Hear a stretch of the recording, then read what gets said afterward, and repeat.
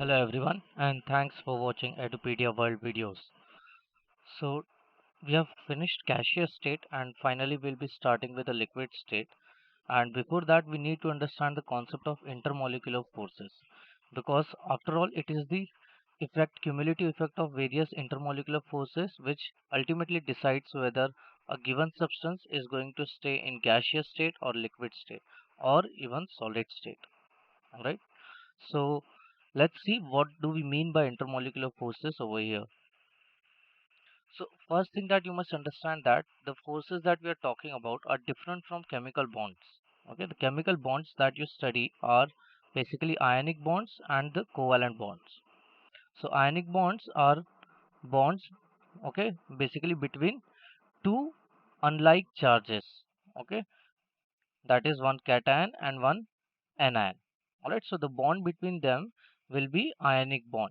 Okay, that is the bond between two ions. Alright, so this is basically an electrostatic attraction. Okay, it is like an electrostatic attraction, a very strong electrostatic attraction. Alright, so this is something like what you study in physics, k q1 q2 by r square. Alright, so that this is that. Covalent bonds, these are something different but they are still chemical bonds. Alright, so covalent bonds are where the actual charges are not present. Alright, okay, actual charges are not present on any of the atoms. Okay, instead they share electrons, okay, with one another, and as a result of that sharing, alright, there is a force of attraction between the two. Okay, the result of that sharing is there is a bond over there, you can say, which we call covalent bond. Alright, and these two atoms then stay together. Alright, so the forces that we are talking about here, the intermolecular forces, are different from chemical bonds. Alright, in that neither is there going to be a sharing of electrons, nor is there going to be any kind of electrostatic attractions. Alright, so there won't be actual charges present. Alright, no positive charge or no negative charge. Okay, the actual charges means the charge should either be plus 1 unit or minus 1 unit at least. Okay, for example here Na positive, SO4 2 negative. Alright, so this is also an ionic bond because there is an actual attraction, actual charges present on the ions, which results in electrostatic attraction. Right, so the forces that we are talking about will be called van der Waals forces. Okay, so these are the intermolecular forces that we'll discuss over here, and which will help us explain when a given substance remains in liquid state and when does it remain in gaseous state. So what is what are van der Waals forces? They are basically residual interaction forces excluding forces like ionic and that exist in ionic and covalent bonds. Okay, so apart from the forces that we take into account due to ionic interaction or covalent bonds, the rest of the forces left over will be a residual interaction forces, which are called van der Waals force. Okay, so they are always assumed to be attractive in nature because we are not including electrostatic attractions over here. Okay, electrostatic attractions can or interactions can be both repulsive and, okay, attractive. So if it is between unlike charges, then it is in attractive. If it is between like charges, then it is repulsive. But van der Waals forces, we will assume them to be always attractive in nature. Okay, we'll never take them to be repulsive forces. They are a result of dipole-dipole interaction. So first you must know what a dipole is. Okay, so this is something you actually study in physics and not chemistry. But for now, we can understand that a dipole is formed when two unlike charges, you can say, are connected together. As a result of this, there is existence of electric field, and this particular object over here, okay, on the two extremes of which are attached to unlike charges, is called a dipole. Okay, so this is what we can understand from dipole interaction. Okay, that is interaction between two such kind of dipoles. This is one single dipole. In physics, you will also calculate dipole moments. Alright. So basically here in van der Waals forces, we won't have actual charges present. Okay, so there won't be a dipole with positive and negative charge attached to it. Instead, we will have something called partial charges. Okay, we'll have something called partial charges. So these partial charges are not actual charges. Actual charges are minimum of +1 or ±1 unit, right? These charges will be something like delta positive or delta negative, that is even less than the +1 unit, which doesn't actually exist in nature, but you can assume that they are present over there, okay, in some quantity. All right, so you cannot actually calculate or measure these charges for now. All right, we'll just assume that this side is somewhat partially positive, that means there is a partial positive charge over here. This side is more electronegative, there is more electron cloud density, so this will be partially negative over here. Okay, so this, since there is a positive and negative charge, okay, at the two ends, we can say there is an existence of dipole moment over here as a result of these charges, partial charges. All right, so van der Waals forces are basically going to be, okay, a result of force of interaction due to existence of partial charges on gaseous or liquid molecules or atoms. Okay, so basically here we are talking about gaseous substances for now. The magnitude of these forces will always depend on polarizability of molecules. So what does polarizability mean? The polarizability means the ability of a molecule, okay, to form these partial charges, where at one end it is partially positive and partially negative. So this phenomena of like having positivity or negativity, okay, in terms of charges is called polarizability. Okay, this is the most basic definition that you can understand. Once again, polarizability is not in our syllabus and will not go into the details of it. And so, greater the polarizability, obviously there are greater charges over there. That means there is greater difference between positive and negative charges, and hence there will be greater forces, van der Waals forces present over there. They are always inversely proportional to distance. Okay, we don't know exactly what power of distance, that will depend on the different kind of van der Waals force.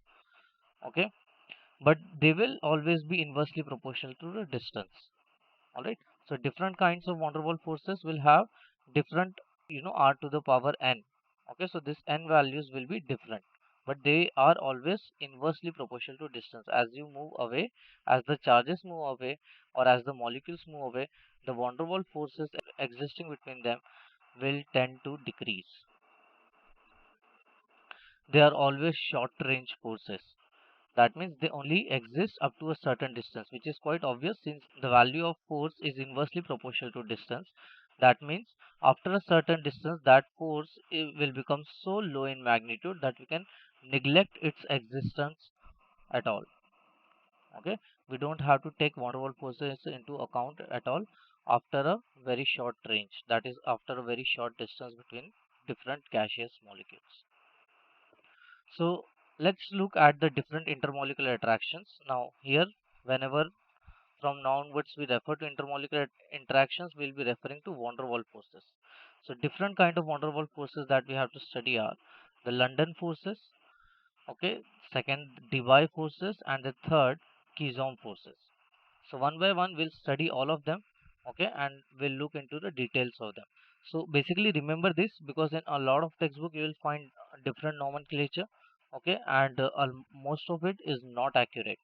Okay, so this is the correct nomenclature over here, that van der Waals forces is the, okay, major group, and that group is divided into different subgroups called London forces, Debye force, and Kizom force. So all those different forces that we'll study are basically simply different types of van der Waals forces only. Okay, van der Waals was the name of the scientist. Okay, so these forces are named after him.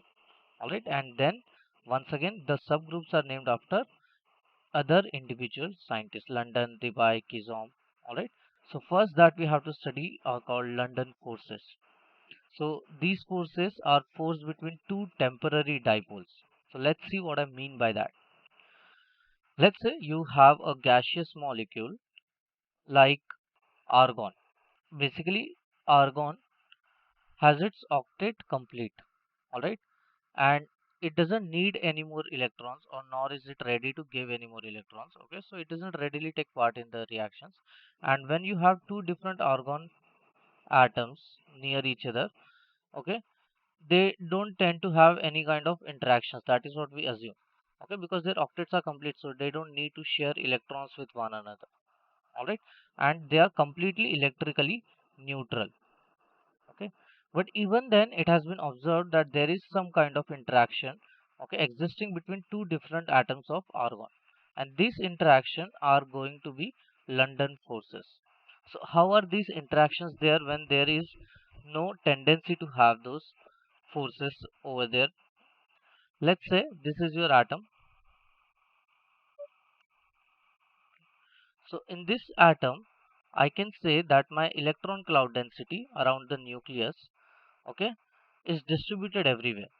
Okay, and usually it is symmetrically distributed, right?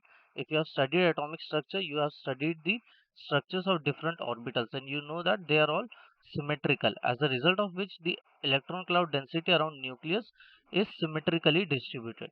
But you should have also studied that the electron doesn't remain static, as a result of which electron cloud density is not static. Okay, its distribution keeps on changing.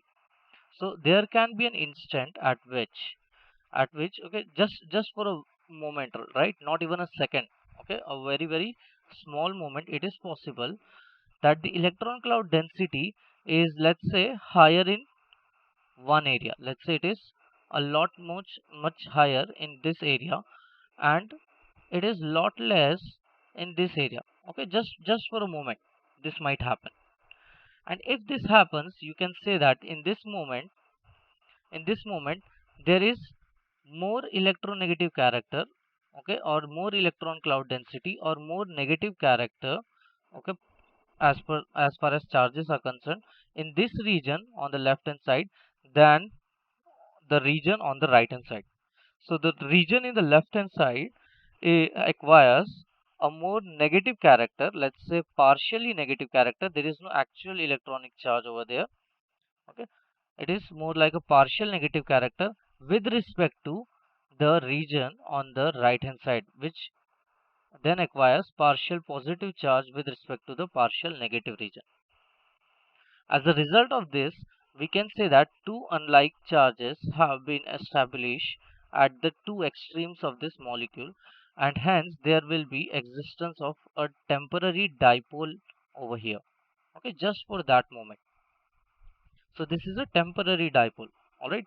We did not this dipole was not existing before, and neither did we create it, okay, by using any external means. It just happened to be present over there for a single moment. But in that single moment, since this dipole is now there, there can be a possibility that this partially positive region will attract the next argon molecule's electron cloud density. So that means this argon molecule, the one which was beside this one, okay, will also have its electron cloud density shifted to this left hand side. Why? Because the partially positive charge here will try and attract the electron cloud density towards it. As a result of this different argon molecule, okay, it is different from the first molecule, also acquires a partially negative charge over here, and relative to this partial negative charge on the left hand side, it acquires a partial positive charge on the right hand side. Hence there will be another dipole created over here. This dipole, okay, was a result of the temporary dipole which was formed on this single argon atom. That means this dipole here is something that we can call as an induced dipole.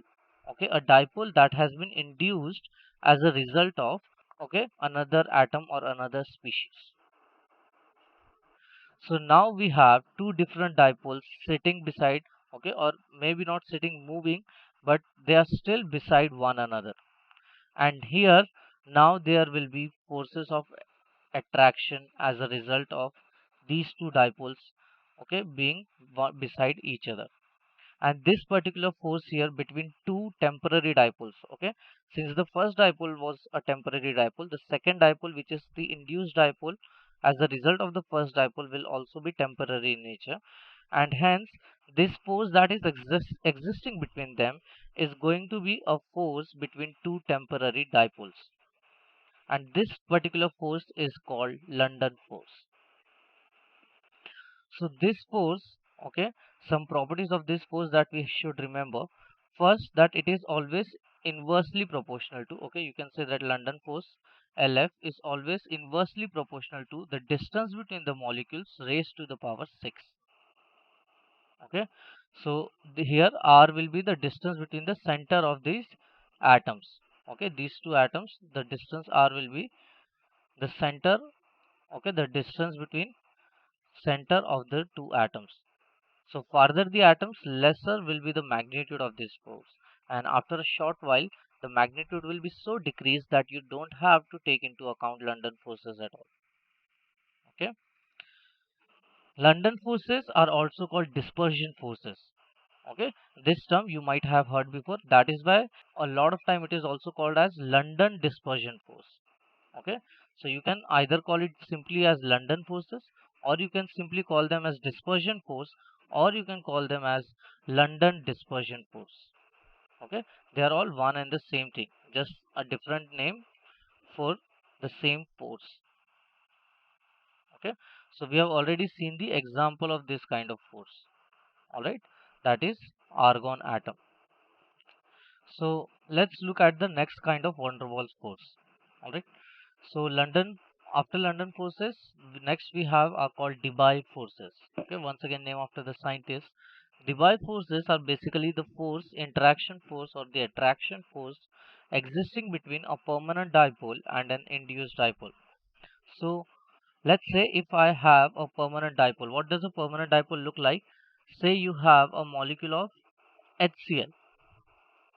Okay, and the molecule of HCl, if you look at the complete molecule as a whole, the hydrogen and chlorine atom have different electronegativities, as a result of which the chlorine atom here, okay, acquires partially negative charge and the hydrogen atom acquires a partially positive charge. That is, even though they are sharing electrons with one another, what happens is, since chlorine is more electronegative, that is to say that it has greater tendency to keep electron with itself, whereas hydrogen in comparison to chlorine is much less electronegative. That means it has a greater tendency to give away the electrons from itself. Okay, as a result of this, the electron cloud density over here is shifted in the direction of chlorine. Okay. This results in the partial negative charge on chlorine, or you can say partial positive charge on HCl. So this will always be there because there is a covalent bond over here between hydrogen and chlorine, and as long as the bond exists, the molecule exists, and hence as long as the molecule exists, the electron cloud densities will be distorted, as a result of which there will be partial positive and partial negative charge, as a result of which there will be a dipole moment over here, all right, always existing, because the molecule always exists with atoms of different electronegativities. So this is an example of a permanent dipole. Okay, so if this permanent dipole is in presence of another molecule which does not have a permanent dipole, okay, any molecule like say nitrogen, so as a result of this permanent dipole, there can be an induced dipole on this molecule of nitrogen. Okay, that is, since here there is a partial negative charge, this partial negative charge will try to repel the electron cloud density of nitrogen, as a result of which this electron cloud density will shift on the right hand side, and the right hand side of nitrogen molecule will acquire a partial negative charge, whereas the left hand side in relation with the right hand side will acquire a partial positive charge. And hence now, okay, because of these two dipole moments which have been formed over here, there will be a force of attraction between the two dipoles. The first dipole, which is a permanent dipole, and the second dipole, which is only an induced dipole, that is, it is only a temporary dipole. these kind of forces where the force is between a permanent and an induced dipole because of that permanent dipole are called Debye forces. Okay, Debye forces, let's call them dF, are also inversely proportional to r to the power 6, where r is the distance between the centers of the two molecules. The two molecules means the one molecule with permanent dipole and the other molecule which has an induced dipole. So they also depend on the value of dipole moment of the permanent dipole also. Okay, so that is quite obvious. Greater the dipole moment in the permanent dipole, like in HCl, greater will be its ability, okay, to polarize another molecule and form a temporary dipole. Okay, and greater will be the force of attraction also. Greater the dipole moment, greater will be force of attraction, and also it will increase the tendency of the other molecule to form a temporary dipole. So it also depends on dipole moment of the permanent dipole, apart from depending on the polarizability of this induced dipole. Once again, polarizability means the ability of this molecule, okay, to get polarized, that is to form a dipole over here, an induced dipole or a transient dipole over here. Okay, so these kind of van der Waals forces are more specifically known as Debye force. So let's look at the next kind of van der Waals force. They are called Kizom forces.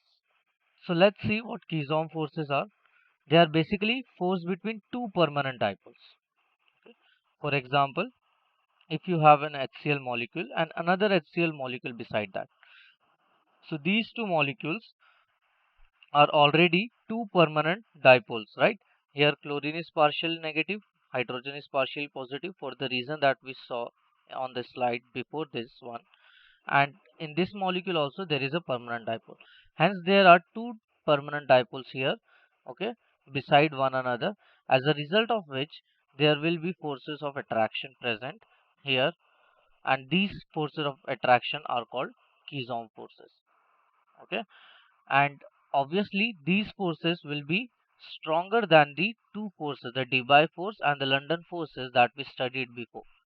Okay, Kizom forces will have greater strength over the same distances. Kizom forces will have greater strength in comparison to Debye force, and the Debye forces will have greater strength in comparison to London force.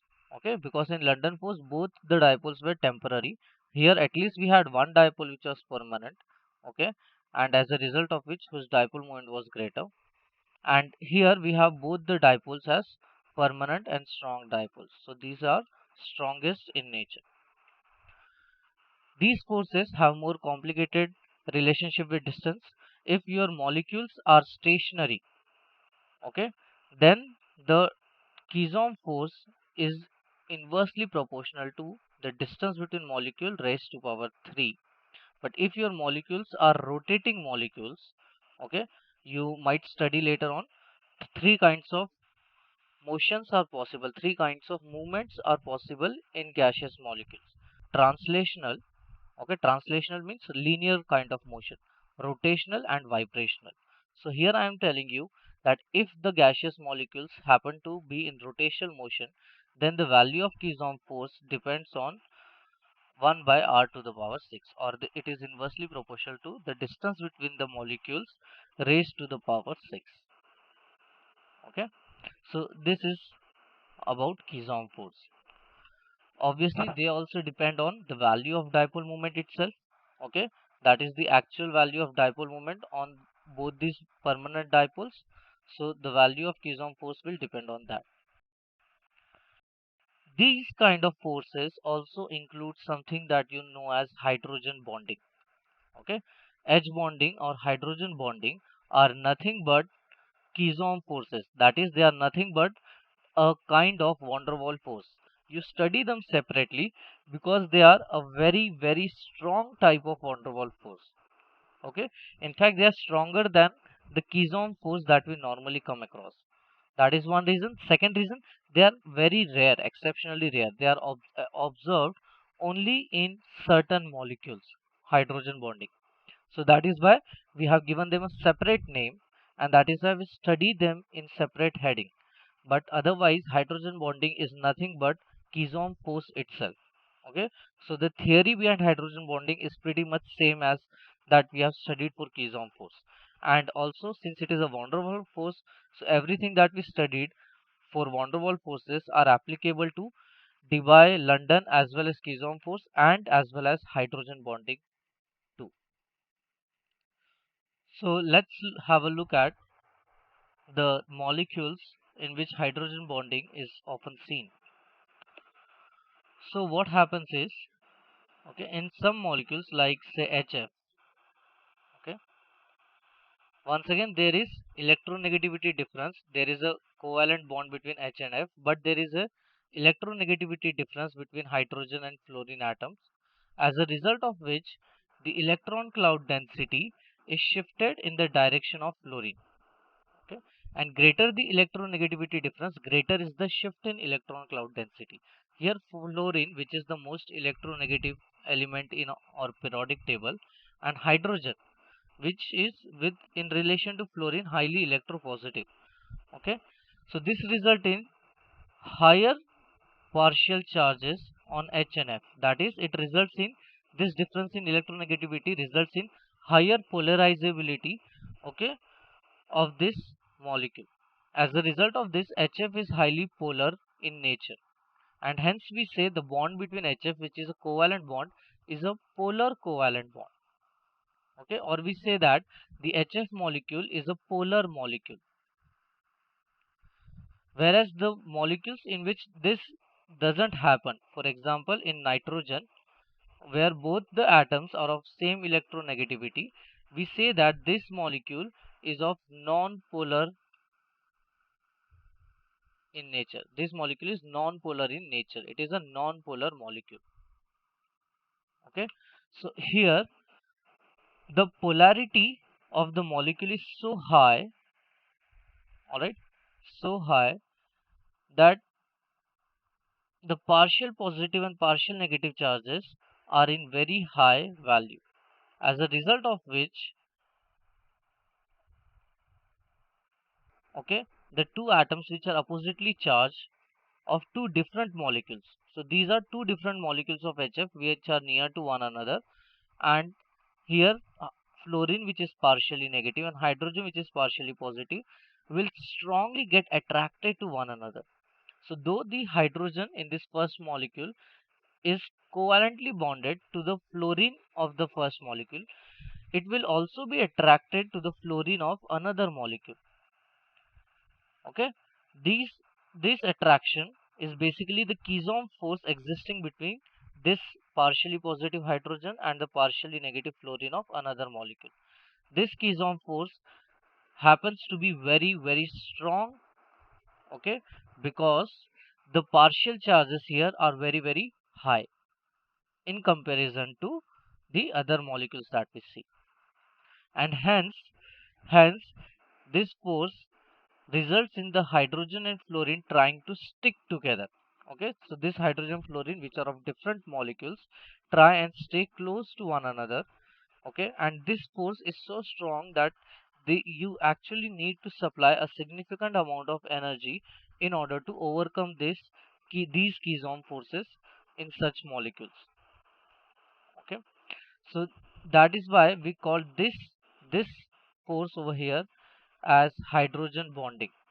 That is, the force is so strong that it seems like there is a bond present over there between the hydrogen and fluorine of different molecules. Okay, it is not covalent bond, it is not ionic bond, it is simply a van der Waals force, but it is so strong that it seems like there is bonding over there. There is bond, a chemical bond, though it is only a physical association, and this physical association is called hydrogen bond.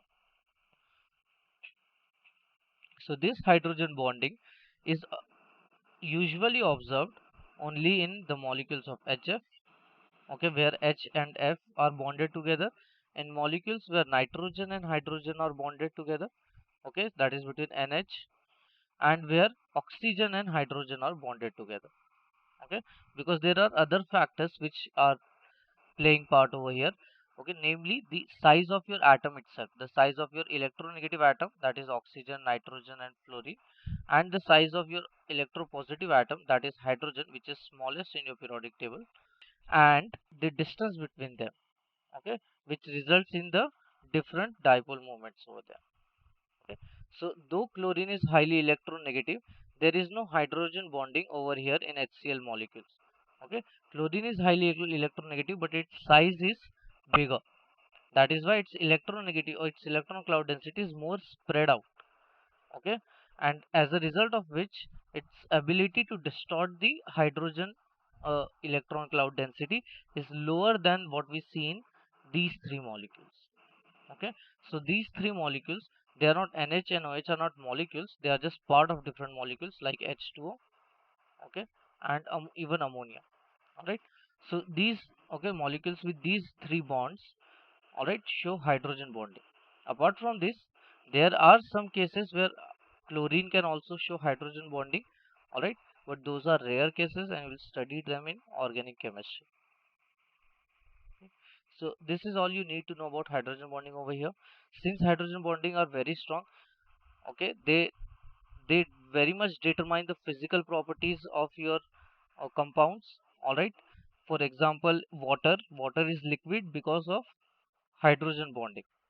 Okay, it also exists in vapor form above 100 degrees centigrade, but below 100 degrees centigrade it is liquid because there is hydrogen bonding in water. Okay, very strong hydrogen bonding and very extensive in nature. So hence the everywhere we see water is in liquid form most of the times. Okay, so it greatly determines physical properties, and to some extent it can also determine chemical properties of your compound. It is so strong, but still you should remember that it is not an actual bond, and its value or the bond force or the energy required to break this bond will still be lower than the energy that is required to break bonds between two actual charges, that is a positive and a negative charge, for example between Na positive and Cl negative. Okay, the energy required is much less in hydrogen bonding than in an actual ionic or covalent bonds. In fact, ionic bonds, if you have to decide the strength, okay, the order of strength, the ionic bonds are usually the strongest, followed by covalent bond, and then followed by van der Waals forces. And in van der Waals force themselves, Keystone forces are the strongest, followed by Debye force, and then London force, which are the weakest of all the forces that we study. Okay. So this is what you should know about van der Waals forces and intermolecular interactions. So the physical state of your matter will finally depend on values of these different forces, different van der Waals forces. So in a molecule which exhibits Keystone force will also exhibit Debye and London force. Okay, because there is already a permanent dipole, right? In Keystone force, if there is Keystone force, there is already a permanent dipole, and these permanent dipoles, okay, can always distort electron cloud density of another molecule. Okay, whatever that molecule is, it doesn't matter. That means apart from the existence of actual strong Keystone force, there will also be existence of Debye and London force between the molecules having Keystone forces between them. Okay, that is, if there is a permanent dipole, that permanent dipole can obviously also distort the electron cloud density further of another permanent dipole, as a result of which, though there is force of interaction between the two permanent dipoles, there will also be a force of interaction between the permanent dipole and the induced or the distorted electron cloud density of the other molecule. That is, there will also be a presence of Debye force, and the net result will be a cumulative effect, a combination of these three forces. Okay, and the physical state of matter will partly depend on this cumulative effect of van der Waals force. Okay, whether the cumulative effect, that is all the three van der Waals forces together, are strong enough to keep the molecule so close that it remains in liquid state or in solid state, or whether they are not strong enough and hence the substance will prefer to remain in gaseous state like in ammonia or CO2. So if the van der Waals forces are trying to keep the molecules together, if it is trying to attract the molecules to one another, molecules or even atoms in case of especially noble gases like neon atom and neon atom, all right, So there must be another force which is trying to keep molecules or atoms apart, and as a result of these two opposing forces we see different states of matter. Okay, so state of matter is basically a result of van der Waals force and repulsive forces, okay, which we are not going to study in detail.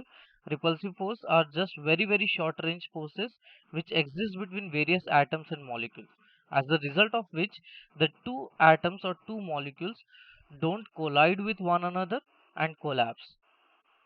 Okay, so repulsive forces are what keep the molecule existing. Alright, because if there is an attraction force, then the atoms and molecules will keep on coming close to one another. They'll keep on coming close and finally collide and collapse. Alright, but as soon as they come close enough, even repulsive forces start acting, and these repulsive forces are usually pretty strong, and they are strong enough that your molecules, okay, are staying apart. Even in liquids, okay, the liquid is existing because though the molecules are close, they have a certain distance between them, like two water molecules in water, in liquid water, okay, two H2O molecules. So they are, okay, still apart from one another because of presence of repulsive force, and also because of thermal motion. We have already seen what thermal motion is. Thermal motion is basically the movement of molecules or atoms as a result of thermal energy. Okay, so or you can say that energy is the result of thermal motion. The molecules or atoms are in constant random motion. Okay, or even in solids and liquids, though there is no constant random motion, there is some sort of vibrations and movements. In liquids, the molecules can still pass over one another. That is why we have different layers of liquid. In solids they cannot do so, but in solids they still have vibrational motions.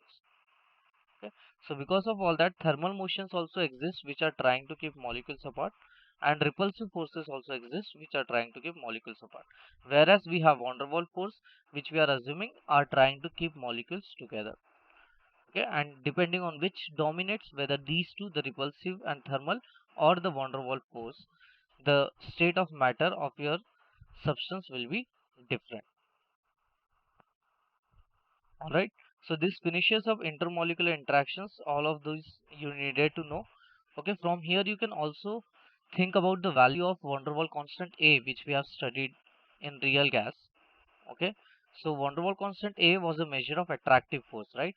Okay, in molecules where the attractive force is higher, like if it is of Kizom or Debye kind, then you can say that values of A for those gases will be higher. The values of van der Waals constant A will be higher in those gases. That is why we say that in polar molecules the value of A is higher than non-polar molecules. Okay, and if you have two different non-polar molecules like neon and argon and helium, okay, three different non-polar molecules, then in, okay, between these three, how do we decide which will have greater A value? So the one with greatest van der Waals force between their molecules will have greatest A value. Okay, and what does van der Waals force depend on? It depends on the distance between the molecules, so assuming it is same in all three. Next, it depends on polarizability, okay, the ability to get polarized of different atoms, and the ability to get polarized itself depends on the size of the atom. Greater the size, greater is the ability of the atom to get polarized. All right, and greater will be the value of van der Waals force. That is why we say that radius, okay, radius of the atom or the surface area of the atom actually also decides the value of van der Waals constant. Okay, so until next time, and once again thanks for watching Edupedia World videos.